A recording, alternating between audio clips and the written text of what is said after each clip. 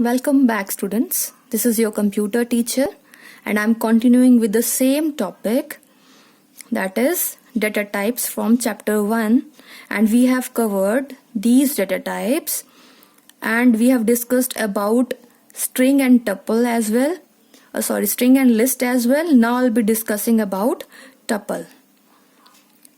What was there in the list? List was represented using this square brackets. We have read this earlier. Now we will discuss about tuple. What is the difference between the tuple and the list? We'll be noting down it when we'll be reading it. Fine. So I'll be reading from here. Tuple. Tuple is represented as a group of comma separated values of any data type using parentheses. Parentheses means round brackets. As we read earlier that in list we use square brackets, but in tuples we'll be using parentheses. So first difference you have noticed that in list we use square brackets, and parallelly we have noticed that in tuples we'll be using round brackets. As list was written separated using commas, similarly we will be using commas to separate the values inside the tuple. Fine. This tuple one, again it is a variable. The name of the variable can be anything of your choice. It can be tuple 1, it can be tuple 2, it can be tuple 3, it can be Ram, Sham, A, B, C, D. Any name we can take for storing the values of tuples. Again, similarity is we can store the similar type of data inside the tuple, or we can store different types of data inside the tuple.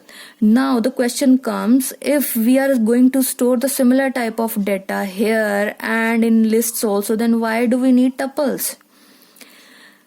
Tuple is basically used when we do not want the user to change the values inside the tuple. Sometimes I don't want you or the user, whoever is using the things, to allow to make changes. That time we'll be using tuples. Fine. Once you have registered your name with us, I will not allow you to change your name. In that case, I'll be using your tuple. Fine.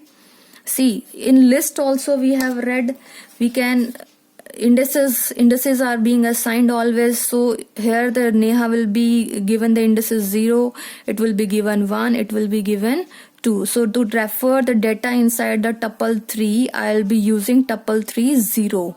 And if now I try to change it, Neha ko I want to change into Ram. If I will try it, then I will print this tuple, then it will give me an error. Why? Because we cannot change values inside tuple. So the second difference is lists they are actually mutable and tuples are immutable, means non-changeable. You can't change values inside the tuple once you have assigned it. So if in case we want the user not to allow any changes, then in that case we'll be using tuples. Fine. Other exemplary data types for tuples like immutable data types are int, float, complex, string.